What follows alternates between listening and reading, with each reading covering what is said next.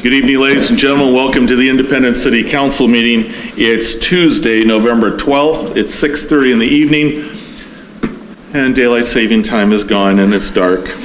And the rain began just a little while ago, and winter has begun.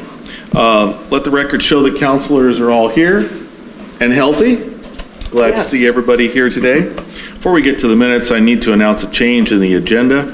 The appeal hearing on the Brandy Meadows subdivision has been rescheduled till Tuesday, December 10th, 2019 at 6:30 here in the council chambers, City Hall. So that's a big portion of your packet this evening, folks. We have minutes from October 29th, and do they meet with your official okey dokey? Mr. Mayor? Yes, please. Under minutes, I wrote down the wrong date in the motion. They approved the minutes for October 29th, not September 10th. Or October 8th, excuse me. Thank you. Does that make your approval? Yes. Okay, I have a motion I'll second that. and a second. All in favor signify by saying aye. Aye. And opposed, motion carries. I have for public comment today, Josh Brand. Yes. Good evening and welcome to City Council. Good evening. Glad to be here. Glad you're here this evening. Welcome. Good evening, council. I just wanted to come and address the council. I have my days mixed up. You know, like usual, I'm terrible about keeping my time and days in line. But, you know, we addressed a surcharge this year for recycling. And so, you know, we wanted to address that basically twice a year. And so we're coming up on December, and so I figured I'd get in and try to at least get that conversation started. Like I said, I wasn't able to get on the agenda, but we can do that for next time. Please just keep rolling. You're doing fine. So basically, we implemented the surcharge a year ago. We've had that in place. Currently, right now, it's working really well for us. It allows us to help kind of fix the costs or balance out the costs associated with recycling. Unfortunately, that market is not getting any better. It is actually getting worse by the month now. It flatlined a little bit maybe 6-7 months ago, and it has now gotten worse. They're starting to raise the costs again. However, I don't think it should affect the surcharge, other than my suggestion would be to continue to work at that $1.90 surcharge that we currently have in place right now. We're not coming in for any rates this year, so again, it's just kind of to get that conversation rolling. I can address concerns or questions. I can talk about it in depth. I can talk about recycling. I just don't know what's on the agenda, and I know I'm on a time limit with the. We're going to give you a little bit of time here if we have questions. I know that some people may have questions. Just a quick one. Yeah. Only because it came up in the Facebook chat group recently. Yes. Your paperwork, the diagram that you have that describes what you take, what you don't take, is very clear.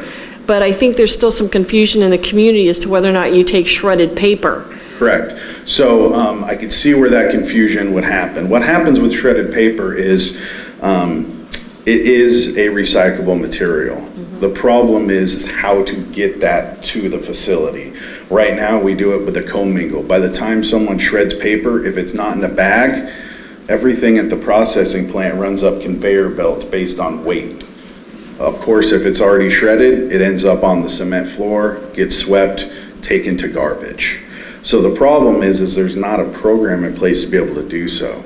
If I had something in place, for instance, a drop-off for a plastic bag filled with shredded paper, that's a possibility if we want to go there. However, then transferring that all the way to Garden Services in Salem wouldn't be able to be done by a garbage truck. It would have to be done with a flatbed or maybe a service to come in and do that is an option. So even though it is recyclable, it can't go in commingling, and we have no way to transport it currently. So the best way to do that is to take it to Garden Services yourself, and they will do it for you. Okay, because Garden Services has the same graphic on their website that you have. Yes, yeah. So we tried to go a little more in depth than they did. They're pretty general. Being the processor, They can work black, white, yes, no, a little bit easier than I can. Trying to facilitate the needs of the community is a little bit different. I do have that handout with me if anybody needs that before we leave. I know that the other one that people bring up a lot is egg cartons and pizza boxes. The thing with that is, again, the recycling market was so bad a year ago that they had to figure out the best way to make the quickest change. And part of that had to be taking materials that are recyclable, but aren't properly disposed of out of the equation. And the reason for that with pizza boxes is cheese in the box from the top, which, a side note, a lot of places have a perforated edge that you can rip that off. Top can be thrown away, bottom can typically be taken. However, again, with that, Garden Services, I cannot tell you whether that does get recycled or not, because they don't currently take pizza boxes, even if it's clean. I don't think. I don't know for sure, but typically what happens when you look at that, it's not something they take, it gets tossed to the side. And the reason for that is most of the time, even at my recycling center, I would say 80% of the pizza boxes still have 2 or 3 pieces in them. So that's one of the big problems. With egg cartons. Not at our house. You know, we do a pretty good job. It just happens more often than you'd think. And then in regards to the egg cartons, most of the time people will crack that, and instead of putting that in the garbage, they put it back in the egg carton. And then without thinking, you just throw that in the commingle, and you forget that now that yolk's gotten on that material, it's no longer recyclable at that point. So that contamination factor plays a big part in that. The others is, which makes it more difficult for us to explain, which we apologize for quite often, but this is the same answer we get. We're able to take 1s and 2s, but only certain 1s and 2s. So you can read into that as best you can. It makes it hard. There's a lot of things that are labeled 1 and 2 that just still are not recyclable. Basically, that's why they've limited it down to jugs and bottles only. In my graphic, I can bring it out. It's, detergent. Same thing, that's kind of like a jug. The problem is most of the time that's not washed out, it's contaminated. And the main thing is the best product right now is paper. Mixed paper is not, but the good viable paper is really good. What happens when there's any liquids in that is it completely destroys the paper. So the one thing that actually can make some money, we're no longer able to make money off of it. And that kind of goes back to the original conversation of the commingle. That's what makes it kind of hard. Because that liquid can really be difficult on everything. The other one is batteries. I know that might have been a concern for people. I just recently started to not take it, and there's kind of a backstory to that. In conversation, trying to have, it's a problem. I'm sure the council knows that hazardous pickup is now switching from twice a year to only once a year by the county. And so because of that, obviously it's one less chance we have a chance to get rid of batteries. So in that conversation with the county, I was talking to them, and they had brought up that actually batteries could fall under hazardous material. At that point, I'm not qualified to handle hazardous material, so I had to put a stop on it. I haven't gotten clarification yet. I've reached out to DEQ and I've reached out to other haulers. The problem is, Salem, Marion County, they have a program in place for batteries. Polk County has nothing in place. So because of that, what they've told me is I actually fall under what they call the generator. And even though I pick it up as household material, when I store it, now I'm actually the owner and the generator of this material. When it gets to a certain quantity, being able to transport it like I would have to do, it then could become hazardous. We're waiting to figure it out, but that's the reason behind it. I know there was some panic. Most customers have understood the best way to get rid of it is to take it to Salem to a hazardous waste facility. They should not be thrown away. The internet will tell you it's okay to throw AA, AAA batteries away. The problem is they can start fires, and it has happened at several transfer stations. So there's still a chance that we're going to keep that. That's a program that has been in place. I'm not sure. We'd have to re-look at the review our, what am I thinking of here? The ordinance to see what the requirement is, but like I said, DEQ, that's actually something they prefer not to handle or deal with at all. So to kind of get back, I was here to just kind of have a quick little conversation, address any other questions that people might have in regards to recycling, at least get us prepped for, moving forward. Additional questions from council, please? I think this would be a great opportunity for Brant's and both of the cities, especially the City of Independence, since we're here in the council meeting, to co-promote some of the recycling opportunities. I'm thinking like Cleanup Day, or if we have one of our banks or other vendors in town that's bringing in a shredding truck, let's get on top of that and let everybody know when those opportunities are happening. Correct. That's one of our goals for this year. I know in the past, one of my requirements is kind of the educational side. We have implemented the website. That's been up and running this year. And typically we've come down here for the 4th of July. We found a little bit of a better way maybe to reach out to more people is to use the cleanup day. We see anywhere between 120 to we've had as high as 230, 240 if my numbers are right.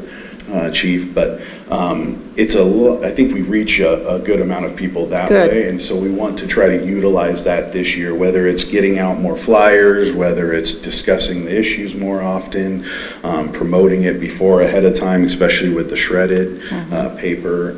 I think that will be helpful to the community, and that's our goal for this coming year. So. And as a council or as a city, we should be making it a priority to cross-inform each other so that Monmouth and Independence know the same things that are going on. Yeah. I mean, of course, it's helpful that way. Like I said, I know people get frustrated with the recycling requirements and, it seems like it can be up and down. They're trying to not be that way. The problem is the market's that way. And what happens is a processor is going to tell me one thing, and then we're trying to work as a city. And for me, two cities work together to try to figure out what's best for the community. And that's what's number one to me. Regardless of, I'll do whatever the cities want me to do. I'm more than happy to help facilitate that. If we want to double down and go all in on recycling, we can do even more recycling if we want to. Just the problem with a lot of that, unfortunately, is there's costs associated with it. And so it's trying to minimize but maximize what we're getting out of our services, out of our community, and the best way we can do it. I'm going to ask one question. I think I know the answer, but I need to ask specifically. There are all sorts of rumors that what goes in recycling just goes into the garbage.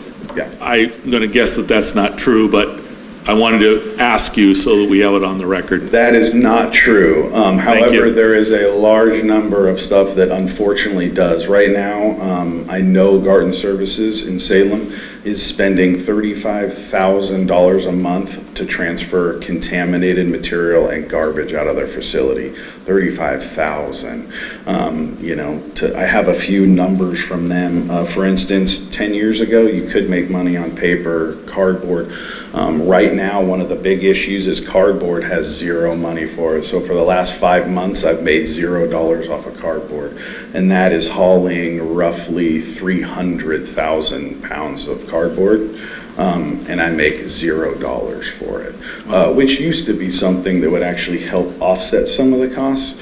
Right now, if we didn't have the surcharge, grants would be negative $129,000 just in recycling from year to date. So. Additional questions from council at this point? I really appreciate you taking the time to come in and visit with us. This is helpful, and I think it answers some questions, and who knows, maybe there's some joint things that we can do. Maybe there's a joint video that we can do together so people can say, this goes in, because sometimes folks don't always read. Yeah, well, that might be something. I'm looking at Jason, old buddy, old friend. We do have a great resource in our communities. He lives in Monmouth. He happens to live in Monmouth, but Clay Warner is one of the main guys for Garden Services. He is unbelievably nice to me. He helps me out with so many different things. He answers the phone when he knows that I'm going to rag him on costs and my community wants this and we need to get this. And but like I said, he's super helpful. We are more than happy to help out any way you guys need to, whether that's setting up more meetings, whether that's being more involved with city council on a regular basis. I am more than happy to do Appreciate that for that. you guys. So I appreciate the time. Thank you. Like I said, we can, I know that Tom and I have a meeting next week that will address a few things, and hopefully we'll see you next week. Thank you. Thank you. Josh, can I get I think I have the old flyer on my Yeah, of refrigerator. course. You need one? As long as you're here with them. Just go ahead and give them to Karen, and she'll help make sure that all of us get them. Yes, I'll just send all of them. There you go, thank you. Thanks. Are there other people who are wishing to speak under visitor comment today? Okay, moving forward, I just have a brief report. Had the opportunity to take one of the senior staff from the LOC last week around our community. They're going to bring an LOC board meeting and retreat here to Independence, and going to be using the event center, and then folks from out of town are going to be staying here in town, and they're already looking at the exciting different opportunities for eating, socializing at all the new places we walked through, where Gilgamesh is going to be, and very impressed with that, and even tried some of the these tastes at Melting Pot. Chocolate with jalapeno. I'd never had that before. That was a very interesting. Good stuff. That's an interesting Yes. flavor. So anyway, Mr. City Manager, I think you get to be the next person.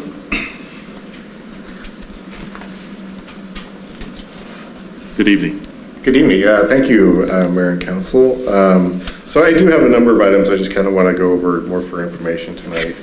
The first being in your packet on page 185, and yes, there are more than 185 pages in your packet, is a handout from the League of Oregon Cities for some municipal fundamentals training.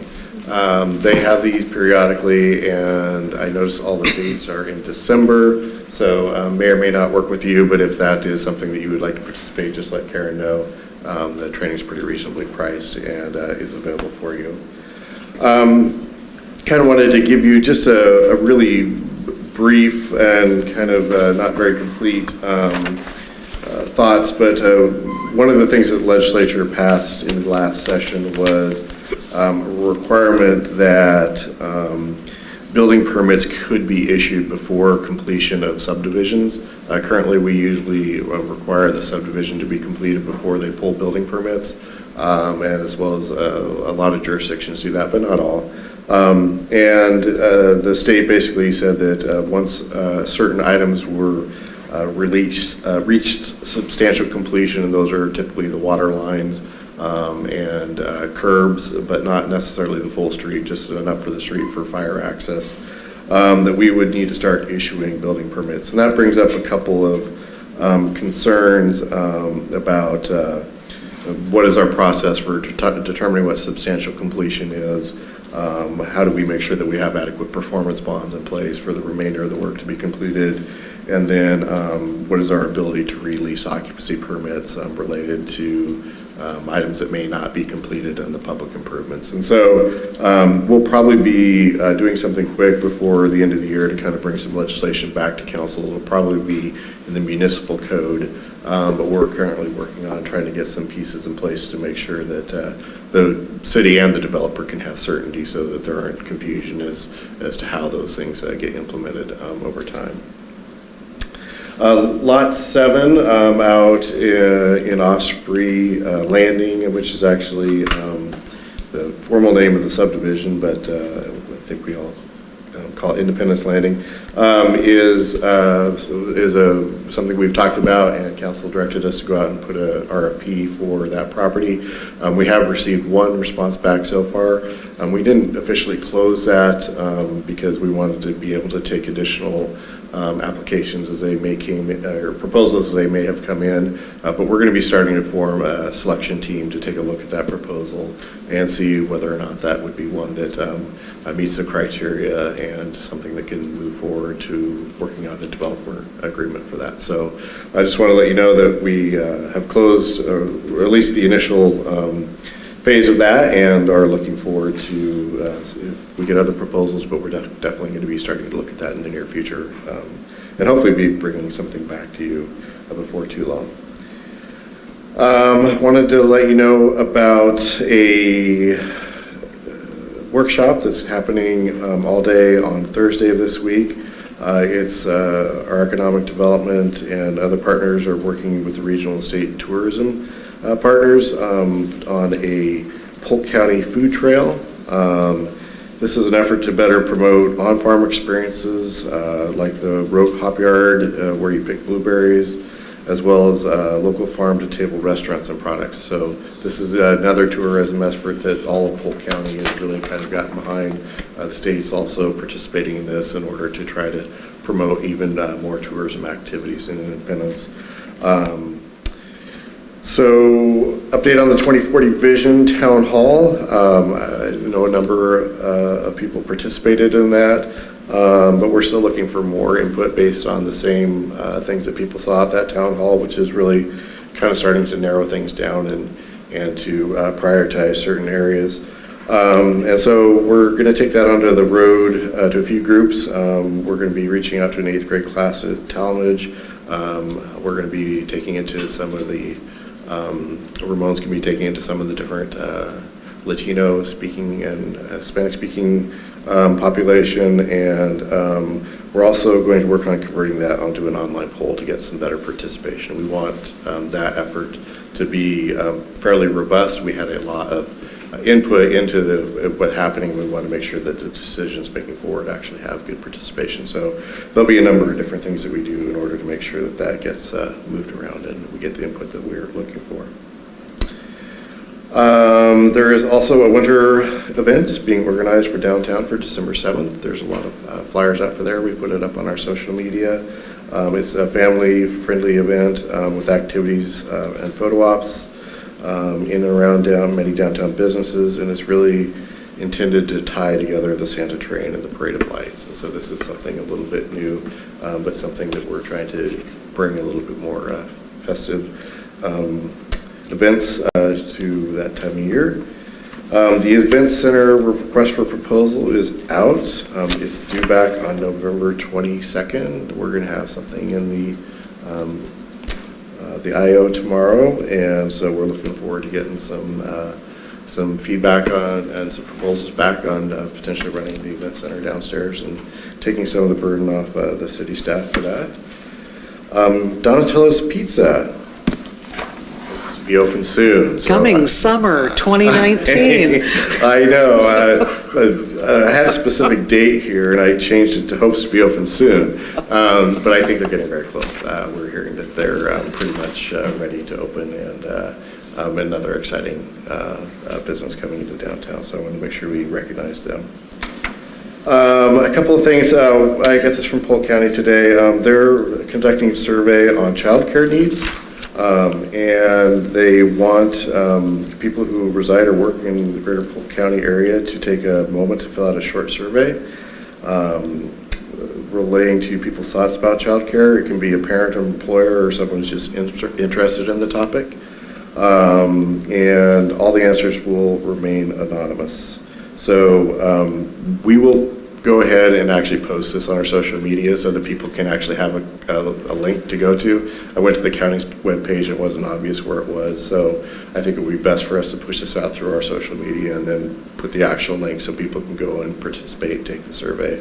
But I wanted to let you guys know that they're doing that, and I think that that's going to be some good information for us to all consider.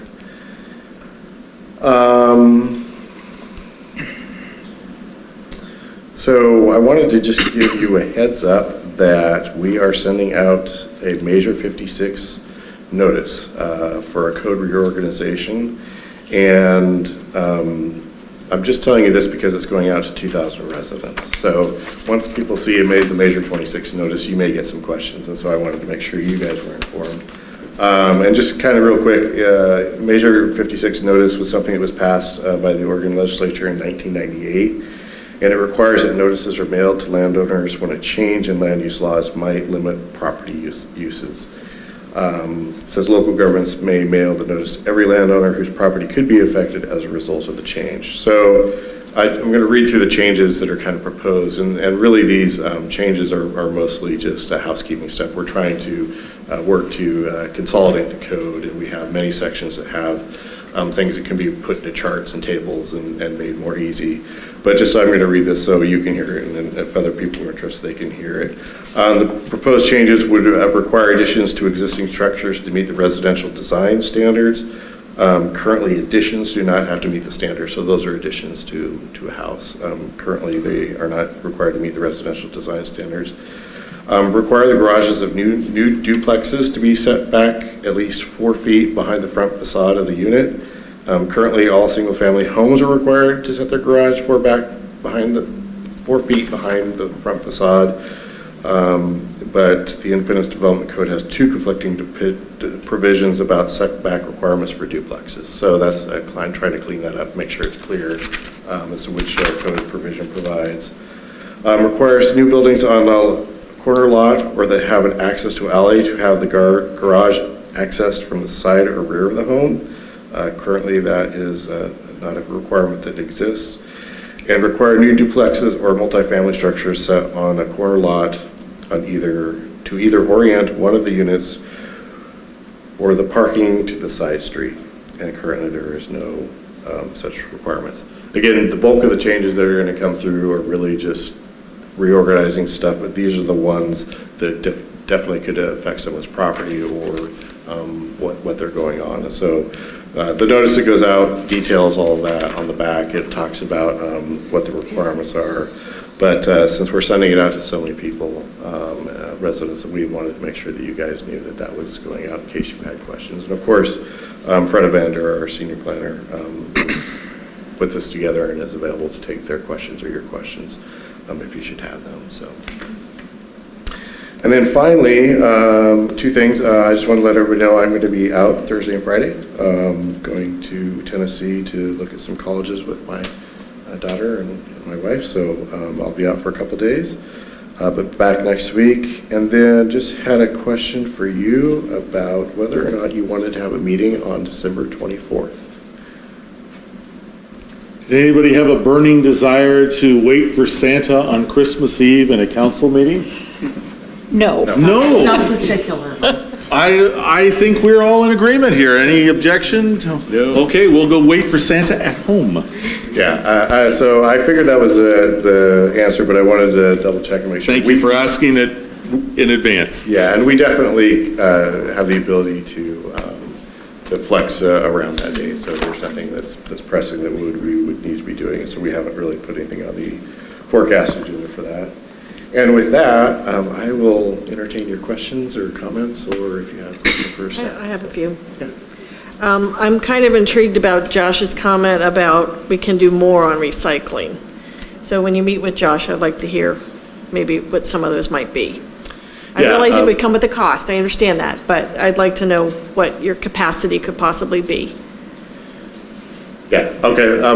Yes, that's exactly one of the reasons we're trying to meet. And I like Councilor Morton's, or Council President Morton's comments regarding, working with Monmouth as well, because it would be nice to see kind of some same standards applied to both cities that make sense. And so I think ultimately, the recycling market is stressing every city that's involved because the costs have just changed the level of service that can be provided. And so I think those are one of the things that not only us, but a lot of other cities are needing to deal with. And if we can deal together with that collectively, I think that makes a lot of sense. Do you have a date yet for the volunteer dessert? I only ask because, I'm planning the volunteer recruitment fair, and it kind of hinges on I want to announce the fair at the dessert. We do, but I don't have it with me. Okay. So let me get that. Okay. back to you guys. And then the last one, can we get a copy of that Measure 56 notice that's going out to, is it, oh, that's what that is? Okay. The official front page is all the legalese, and the actual actions are in the Okay. back. I don't see Measure 56 on here anywhere, but okay, I'll take your word for it. Yeah, it's, we typically don't write that. It's Okay. just what we commonly refer to as a Measure 56 notice. in Okay, the planning thank you. world, so, yeah. Additional questions? What date are you planning on these going out? I think they're planning to be out tomorrow. I think we Tomorrow. were folding and sorting and stamping and all sorts of things All that today, fun so, stuff. yeah, it was a fun day. No, it wasn't. The Counselor look Moore? on your face says it all. It wasn't me, but. So I, Staff. one quick question on Lot 7, do we have any firm dates as far as the absolute cutoff date for acceptance of RFPs and when we'll? No, be we making specifically didn't decisions? put that in there because we had an initial date, so we Right. wanted to take the initial batch so that we could start processing them. But, we will keep it open until we actually get a good proposal, even if that takes 2 years, so. Counselor Moore? Yes. The Vision 2040 that's going to Talmadge Middle School, Yes. do you have a date for that yet? I don't. Sean, I think probably has one, but I don't know if he, well, actually, it looks like he was there a couple weeks ago, so. Pardon me? As I'm reading my notes, it looks like he's already been there, so. So it's already happened? Yes. Okay. Otherwise, I would have liked to have been at least a witness to that. And I'm not sure if this is the right time to put this out there, but since I have your attention at the moment, I would like to suggest that we look at March 31st, which is the next reasonable fifth Tuesday, and look at having a joint council meeting with Monmouth and Independence. Something that I would like everyone who's party to that to consider.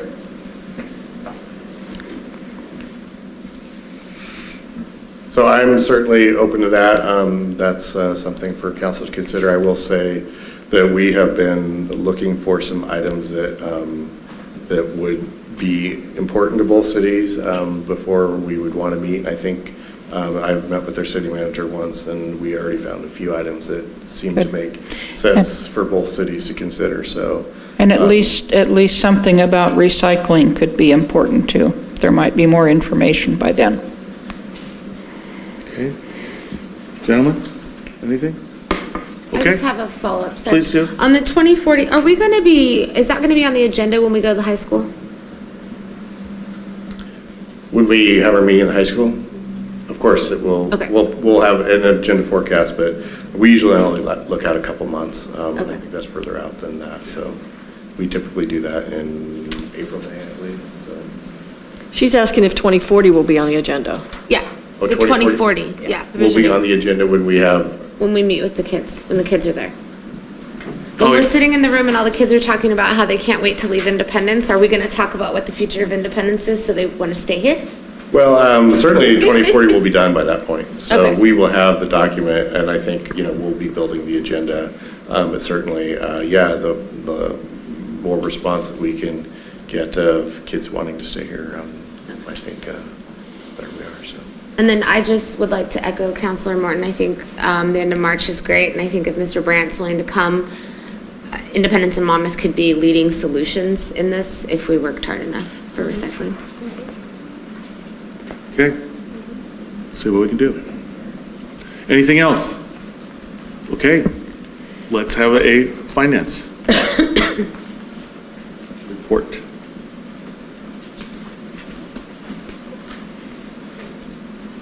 Good evening.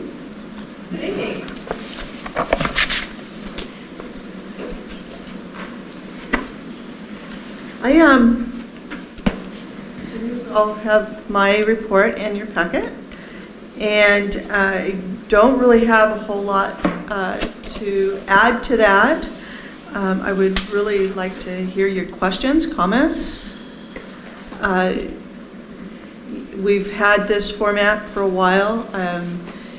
I know that I've always asked for, if you've got anything you want to see additionally or want more information on. I would really like to know what it is that you want to know about and hear about. If there's something that's you feel is missing from this report that you'd like more information about, that I could expand on this report for the future. So, council members, you have her report in the packet. Do you have questions that you'd like to direct at the finance director at this point? I do. Please do. This is a challenging area for me, just so you know that. The only comment I have on the report, and I don't really want to frame the whole MyNet discussion about debt, because I think MyNet does an awful lot of good for the cities, and sometimes we overemphasize the debt situation, and we get away from the fact that we have this amazing internet connectivity. Right. But you do have a statement in there that says that they project a much lower debt payment than usual for the second half of the year, and the total for the year to be close to the budgeted amount. Do you honestly expect it to be close to the budgeted amount? That is what we're hearing from MyNet. Okay. Yes. And I would, again, not to frame the discussion only around debt, I would really like to see MyNet come to council and talk to us about the new capabilities, with the upgrades and everything that are going on. And I think maybe that way we can get away from framing it as a debt conversation every time we bring it up. Yes, it has been a while. It's probably been a year and a half since MyNet has come to a meeting, and I think that that's a really good. City manager's writing that down, so I think that will be on a future agenda. I'd like to have more ammunition to go out into the community and talk MyNet up. I've been a MyNet customer for 5 years now, and it's probably the best ISP I've ever had. And I think if it's gone down 4 times in 5 years, that's probably maybe an exaggeration. So it's a really good capability that we have. Right, yeah, it's a good Guys. service, yeah. Additional questions? I was just curious, why was the general fund revenue beginning balance so much different than what was budgeted? I mean, in a good way. Right. But I was just curious, why was there a specific reason for that, or a series of reasons? It's a good question. I haven't really done a full analysis on that. I generally prefer to wait until we have the actual audited figures for the fund balance to make sure that I'm not too far off before I really give it a good analysis. I would say that probably a good percentage of that, certainly not 600,000 of it, is so much activity in our building department. Okay. Of course, that doesn't come near totaling that, but Well, if you just want to maybe check it out and get Yes. back to us. yes, Yeah, so, yep, Counselor, I'll just add to that. I believe that 300,000 of that is actually payments to the old city hall that we did not make last year because the developer Oh, did not okay. perform their portion. So we didn't actually budget, that was actually budgeted last fiscal year. Those payments never went out, so that would have increased the ending fund balance over what we projected because Makes we had sense. anticipated that we Yeah. weren't going to spend that money. Okay, yeah, that does make sense. That explains. Great. okay, thank you, Tom, because, yeah, I had forgotten about that part. We didn't spend $300,000. Additional questions? If not, Sorry. thank you. Thank you. Appreciate it. Moving forward, we have on page 23, Council Bill formalizing the decisions that we made last time. And is anybody carrying this one? I can do it. Yeah, thank you. Didn't know if you wanted to just make a decision on it or what. You'll remember, hi there, Fred Evander, city planner here. There you go. You'll remember we had a public hearing on the annexation at the last meeting. Your motion at that meeting was to draft up an ordinance for you to consider to formally adopt that annexation. I think that's about it. Are there any questions? Okay, we did have extensive discussion last time, and so this is the enabling ordinance. And so if someone would like to begin the process that we have to go through, Sure. please do. I move to read the proposed ordinance, Council Bill 2019-04, in full as the text is contained in the council packet for the first time. We have a motion, Second. second, discussion. All in favor signify by saying aye. Aye. And opposed, motion carries. An ordinance declaring territory annexed to the city of Independence and amending the comprehensive plan, land use map, and zoning map for tax lot 1200, map 8S4W29, and stating an effective date. Okay, somebody like to do the second one? Sure. Please. I move to read the proposed ordinance, Council Bill number 2019-04, for the second time by title only. Have a motion? Second. Second, discussion. All in favor signify by saying aye. Aye. And opposed, motion carries. An ordinance declaring territory annexed to the city of Independence and amending the comprehensive plan, land use map, and zoning map for tax lot 1200, map 8S4W29, and stating an effective date. Final motion? I move to adopt the proposed ordinance, Council Bill 2019-04. A motion? Second. Second, discussion. All in favor signify by saying aye. Aye. And opposed, motion carries. The bill has passed and will be assigned ordinance number 1572. And as we move forward, reminding everybody that we did change the agenda, and the appeal hearing on the Brandy Meadows subdivision has been rescheduled to Tuesday, December 10th, 2019 at 6:30 here. Moving forward from there, we, got to get my piece of paper here. Sergeant Headland, I think it's to you. It's always good when there's a big smile when you're coming up. I always like, Always happy to be here. Thank you, Mayor, councilors. You should have a memorandum for me for a change of ownership for a liquor license application for 7-Eleven. This is really when it came in initially, it seemed kind of odd, but I think it's just a logistical thing that the corporation isn't necessarily going to be the owner of the liquor license, but the actual licensee, because it's a franchise, I believe. So the BR Food Mart made application for this license, and that is owned by Mr. Burke. And I conducted a background investigation on Mr. Burke and didn't find anything in his background that I believe would inhibit him from operating that location. questions? This is for 7-Eleven. Is it okay for everybody? Okay. If there are no questions, this is an action item, please. I move to recommend approval of the above liquor license request upon payment of all fees. Second. I have a motion, second. Discussion? Think we're all okay here? All in favor signify by saying aye. Aye. And opposed, motion carries. Thank you very much. Thank you. Have a good evening. Thank you. You too. Council announcements, please. I have nothing. My goodness. What? Shock and awe. Any other announcements? If not, if someone would send us to dinner. Let's go to dinner. All in favor signify by saying aye. Aye. And opposed, we're adjourned. Thank you very much.